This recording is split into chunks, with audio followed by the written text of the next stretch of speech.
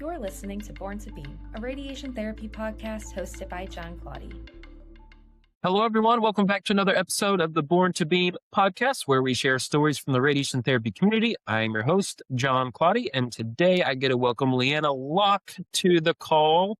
How's it going, Leighana? Hey, it's good. It's Friday. Awesome. It is. I made it. Yep. So I've known you for a while. Leighana was actually my trainer when I joined Skincare, so we go way back. Yeah, it's been a 7 years minute. ago. It's nice though, like still seeing all the people that are here Yeah. after all the years of training. So I always take a little extra pride or toot my own horn a little bit when I have good people that move up. I'm like, yeah, I did I start trained them. that. I trained them. How many people Yeah. do you think you've trained so far? Do you know? You have an I idea? have no idea. I mean, has to be well over 50, I would think. Yeah, I'm sure. Well, why don't you tell us a little bit about yourself? Okay. So my story is probably a little bit different from most. I was not someone that graduated and knew what they wanted to do. Actually, my very first job was at Chick-fil-A. Oh. I was probably about 15. Yeah. It's going into my junior year of high school. My family was very poor. So, I had to work to kind of help pay for things. I had a younger brother and sister that lived there. So when I started working at 15, a lot of my money went towards, like rent Yeah. or living expenses, school lunches, school supplies, things like that. So I started working pretty early and worked through, gosh, I mean, I haven't stopped working, but when I was about 30, my kids were, I guess, about 1 and almost 3. Uh-huh.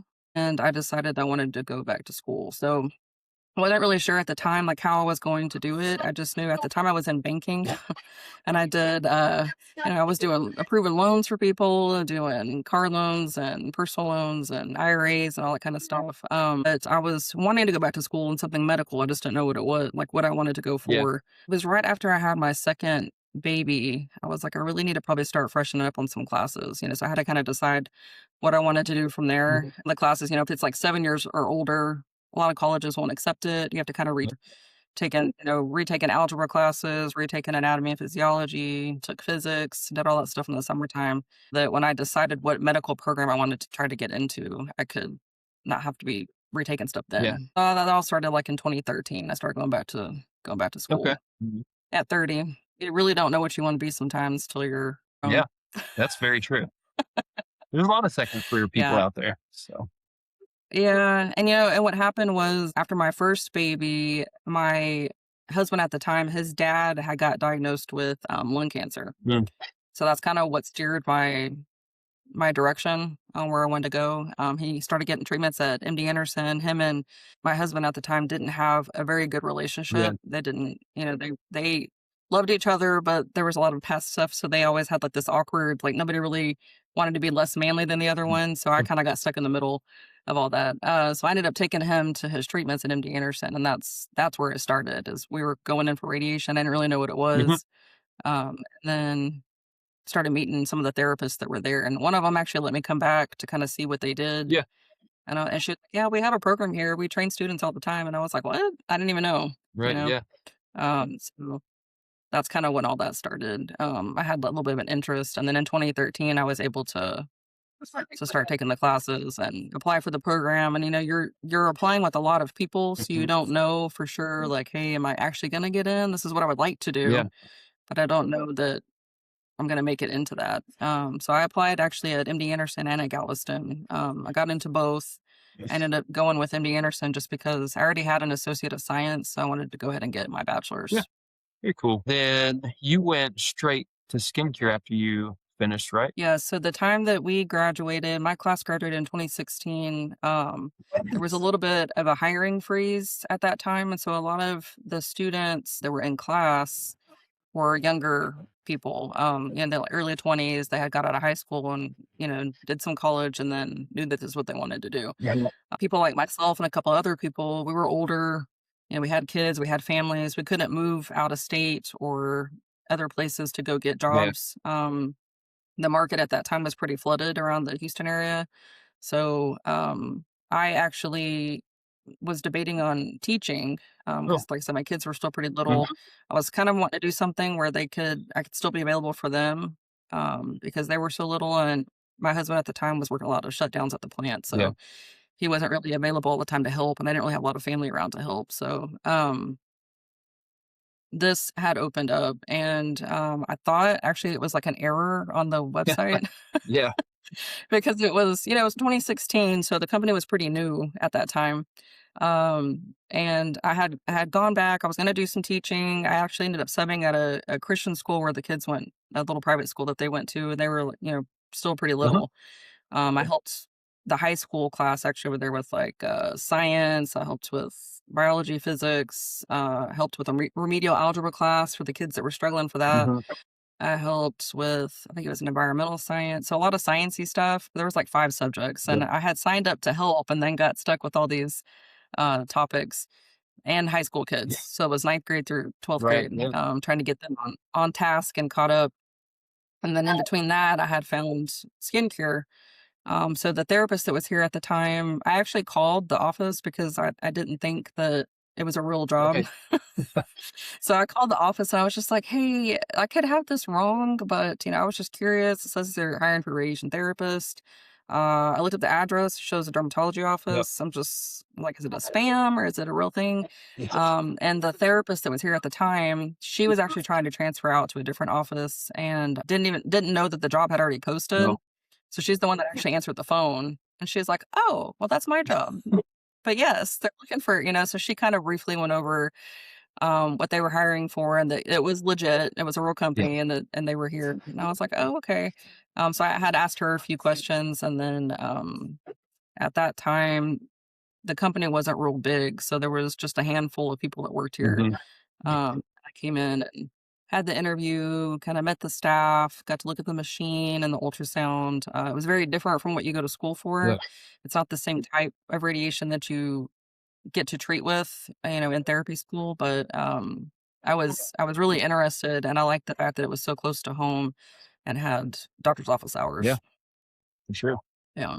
Were you nervous at all, like going straight into kind of a different, I don't know, avenue of radiation therapy, like not your traditional radiation therapy, but Yeah, I was, because it's very different. Like I said, it's not something that you really learn about. And you treat skin cancers, but it's not. They're not aggressive. yeah, Some of these lesions start meeting the patients, and you're seeing them. Some of them heal pretty well between the time that they're biopsied and the time that you see them. So in traditional therapy, if you were treating a skin cancer, it's an aggressive skin right, cancer. You can see it; it's very visible. yeah, And then being alone, I was a little bit nervous about that because I was a new grad. mhm, Um, I had been out of practice, from school for about 6 months or so before I found skincare.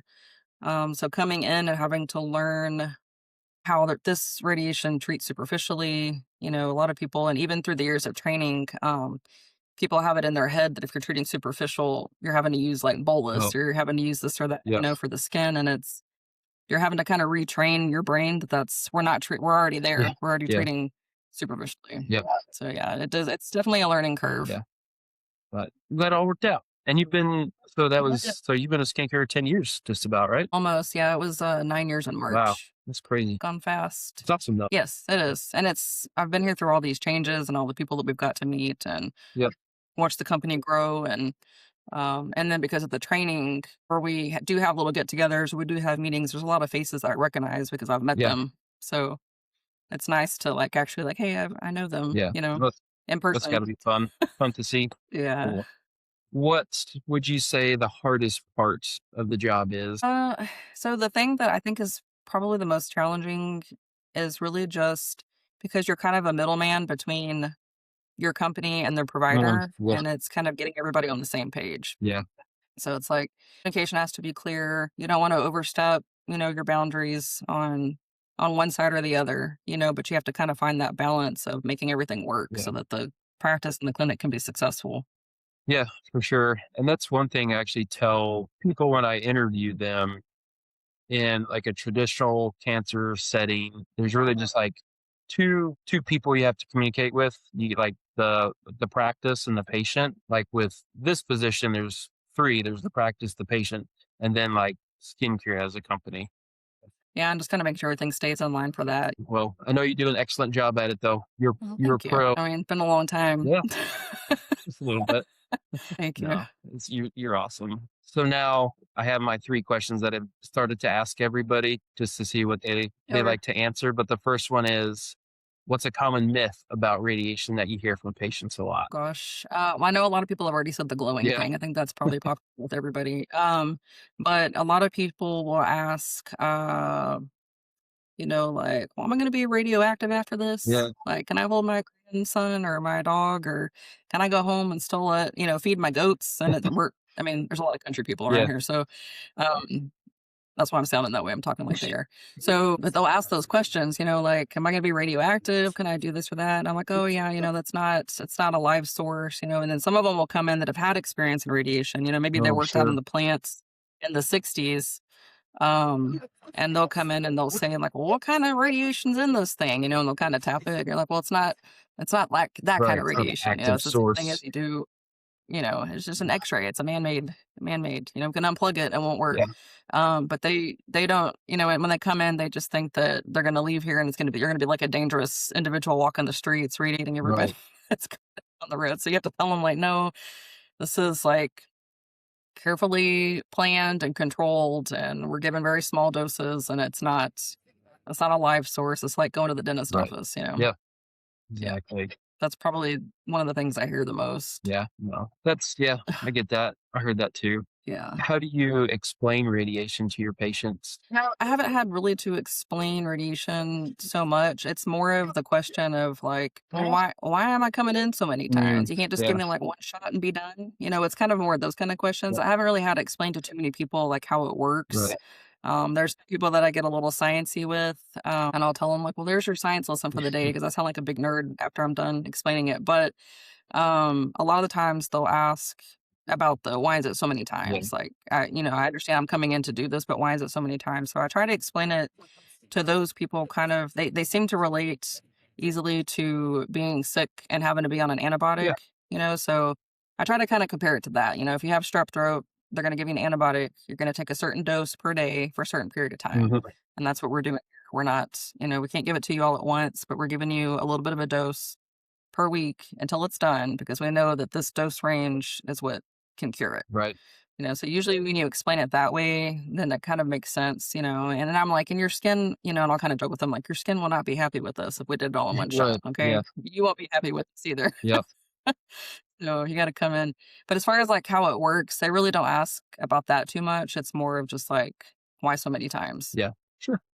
No, and Yeah. I like that explanation. And you told me that when you were training me, and I definitely stole that from you because that's a question patients ask all the time. Seems like when you explain it, they kind of are like, Yeah. oh, yeah, I guess that does Like make sense. you want Yeah. to take all 20 antibiotic pills the same day, like you're gonna Right. make yourself, It's gonna make you yeah, sick. You can't do really that, sick. you And know? this will do the same thing. So you got to spread it out. Yeah, No, it's a yeah. great way to explain it. What do you think your patients say about you when you're not in the room or when they're with your family members? How do they describe Leanna? A lot of them, they'll tell me, like, "I'm such a nervous person, but you always make me feel at Yeah. ease, like, you always make it doesn't really feel like I'm coming in for treatment, it kinda feels like I'm coming in and I made a friend," Yeah. which is what I try to do that, but we joke around a lot, like, most of the patients, um have pretty good sense of humors, Yep. and so they might be a little uptight at first, but like once they kind of come in and get the routine down and see that it's nothing to be afraid of, then they usually do start to feel a little more relaxed. My like 80 plus patients are probably my favorites, just because they don't care about anything. They don't care if they hurt your feelings. They don't care if they come in wearing the same clothes all week. They don't care if their hair. I mean, they just don't care. Yeah. And so they come in and we share a lot of stories. And I have some that are in their mid to late 90s and they appreciate you. So that's one of the things, like they'll come in and they'll say like, I just really appreciate your time. Mhm. I appreciate feel comfortable. Um, I appreciate their stories because like I said, they a lot of them that are 90 or older have some really good stuff. I mean, they've been around a long time Yeah. and they come in, they tell some stories. One of them was talking about she was a nurse, and I think she was about 95 now. Mm. But we talked, and I actually ended up treating her daughter recently. So I treated her for a while, and then she has a daughter that's not a whole lot older than me that I ended up treating Oh, wow. recently. She had kids kind of late. But she was a nurse. She got hired for one of the hospitals that we used to have here a long time ago. And one of the hiring incentives was if you come work for our hospital, you're guaranteed to find a husband. That's one of her, Okay. and they tell you these stories, and she's like, the husband then was a big deal, and they really don't want you. They don't want you changing your own light bulbs by yourself. I mean, they're really like, you don't have a man around here that can do that. Um, but she ended up coming to work. They had a thing on Monday nights called the Monday Nighters, where all the single people Mhm. could get together. And she said, "You know what? I found me a husband." And they ended up having about 5 kids, I think. Dang. So you hear those Yeah. stories, and I appreciate that. And they appreciate, I think, being able to kind of relive those times because that's very different from how it is now. Yeah, I'm sure it's like reminiscing. It's good for them. But I think that's one of the biggest things that patients say about me is I make them Yeah. comfortable, kind of make them feel at home. Yep. That's good. Every time I've talked to you, I was like calm and chill. And Yeah, and that's one of the things I get. I don't realize like I'm not trying to be a certain way. It's just yes, here you are. I know like if I was in that position, I want people to be calm with me. I wouldn't want them to make me feel rushed or like they don't care, Yeah. or, get out of here kind of thing. So I try to spend a little bit of time with each patient, and that's one of the things that's nice about this job is you do get busy, but I feel like the treatments are so fast that you at least get to spend that time with them Mhm. each visit to get to know them. And I have a lot of patients that come back, that have been with me since I started here, and they're still coming in and getting treatments. And it's like some people when you call to give them their results for their pathology and stuff, they're very nervous. They've never had a cancer before. They Mhm. they don't understand, if it's dangerous or not. And then you've got these people that have come in multiple times. They've been with me since the beginning, and when I call them, they're like, "Oh, hey, Leanna, I have another cancer. We're coming back. When am I coming in? When am I to come Yeah. in?" And they look forward to Right. coming back Yep. in, and they'll come in. They'll say, like, "How old are your kids now? Are they driving?" So it's nice to see that, and you also get to see like the places that you treated on them Yeah. from 9 years Right. ago. And it's like you can barely see a lot of the places that were Yeah. treated. You have to go back and look really close Yeah. to see where the spots Yeah. were It's gone. Yeah. gone. Smooth. Yeah. That's great.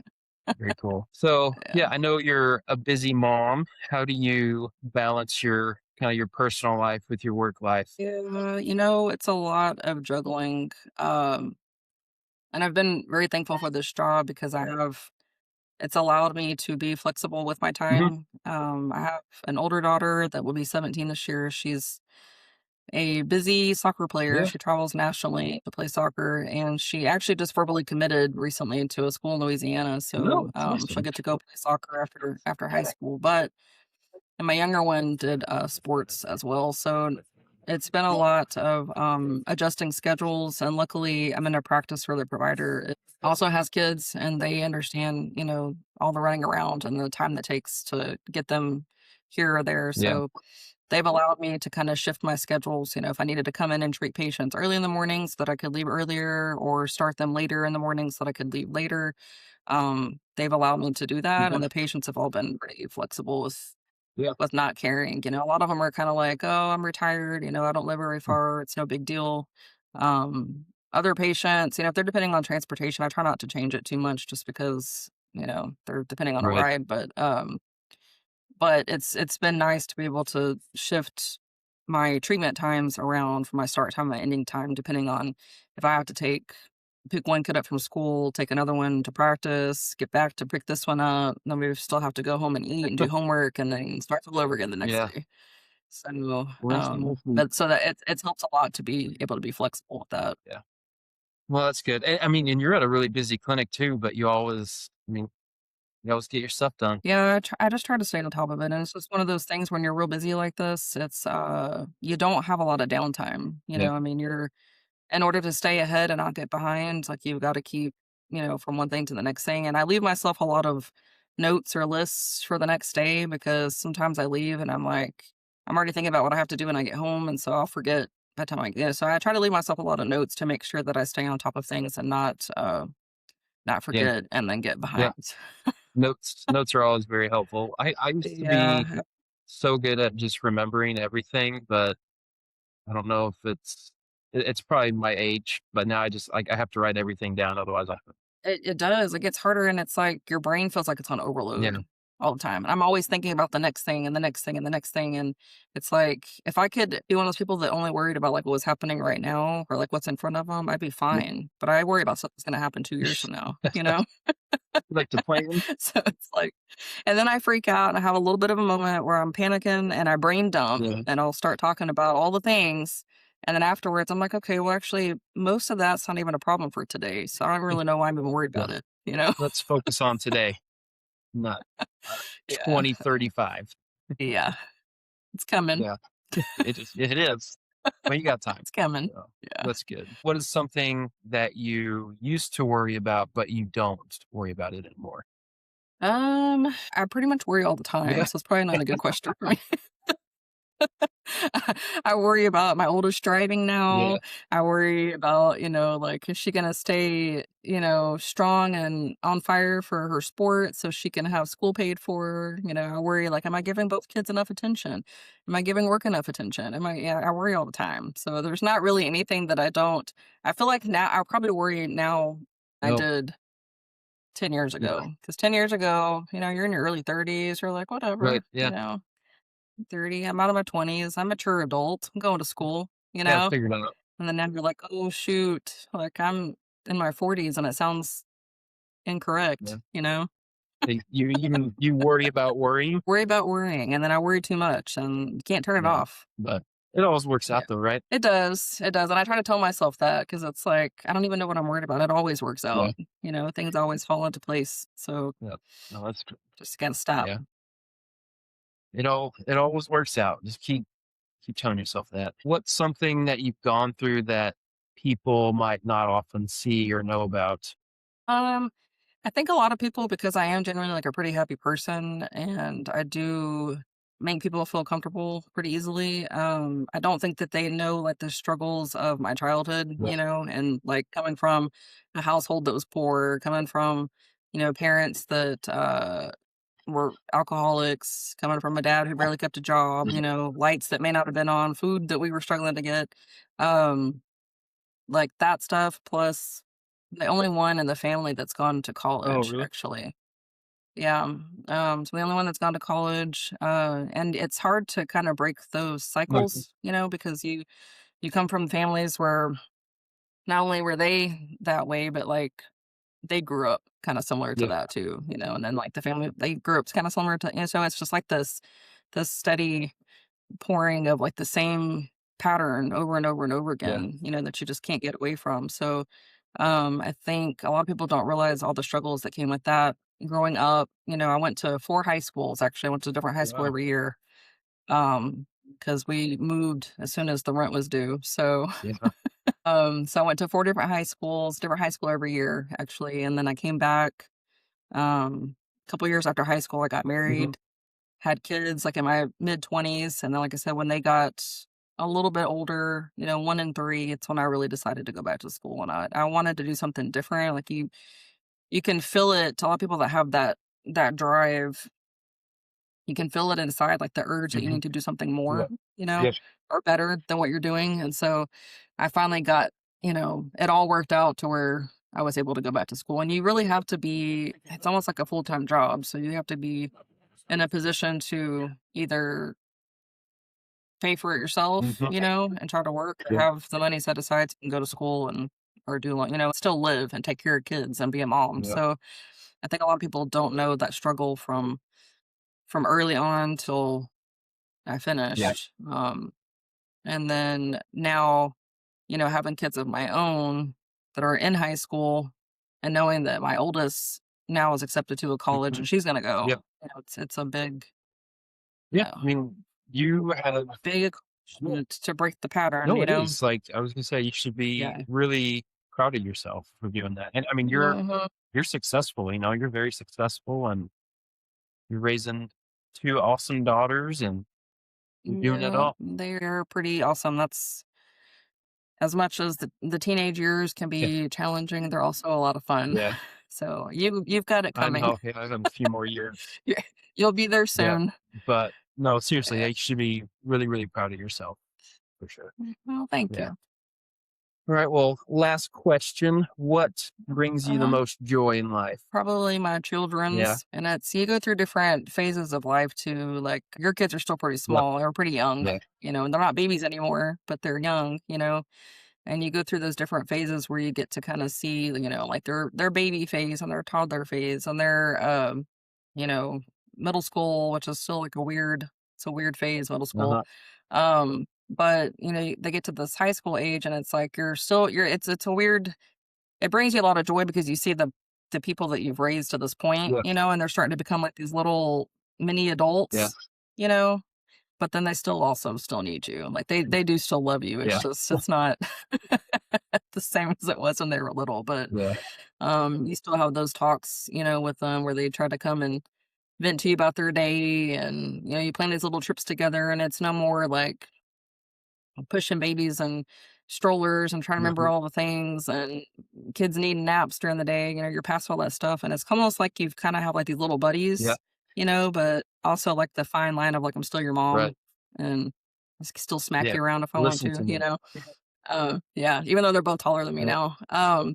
Yeah, that's my biggest joy. Yeah. Awesome. That's great. Yeah.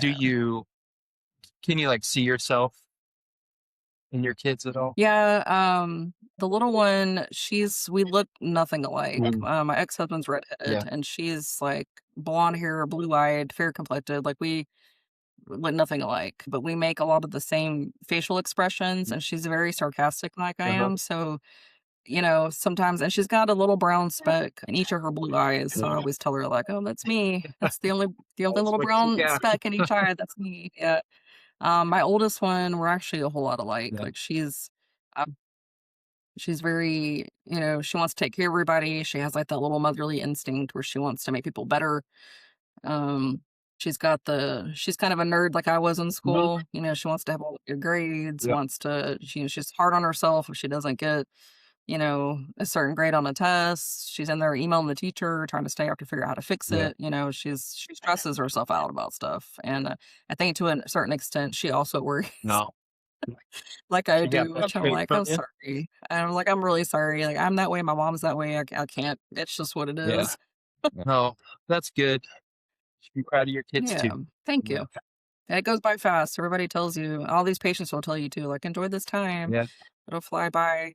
Although I did have one, she's she's probably about 89. She comes in, she has a little bedazzled walker. It's got like little jewels wrapped around it. Yep. And she was like, when my youngest went off to college, it about broke me. She said he was gone for a few months. He came back. He was home for about a month, and I couldn't wait for him to Well, leave. So you do adjust. yeah. That's I was like, thanks. Yeah, it's coming. I know it's coming, but I'm also very happy that they're at that Yeah. point and they have the opportunity to do that, Right. Yep. For sure. Oh, that's good. Yeah. Cool. Well, I appreciate the time today. Yeah. Thanks for inviting Yeah. me. Thanks for telling your story. I like it. I learned a Thanks. few new things about you that I didn't know. Yeah. I'm sure other people will Yeah. too. Stuff always stuff you don't really talk Yeah. about. Right. No. That's why we do this, right? Exactly. That's why we do it. All right. Well, thank you again to Leighana for joining us today and sharing her story with us. If you like today's episode, make sure you like, subscribe, and share it with your friends. Also, I do want to mention that I will be at the ASRT House of Delegate Conference in Albuquerque, June 25th through the 28th. Skincare will have a booth there. So if you're there, be sure to stop by, say hello, or just flag me down. Would love to chat with you. And once again, thank you all for listening today, and we'll see you next time. Thank you for listening to Born to Beam. This episode was brought to you by Gentle Cure by Skincare Oncology, a non-surgical radiation therapy option for treating non-melanoma skin cancer.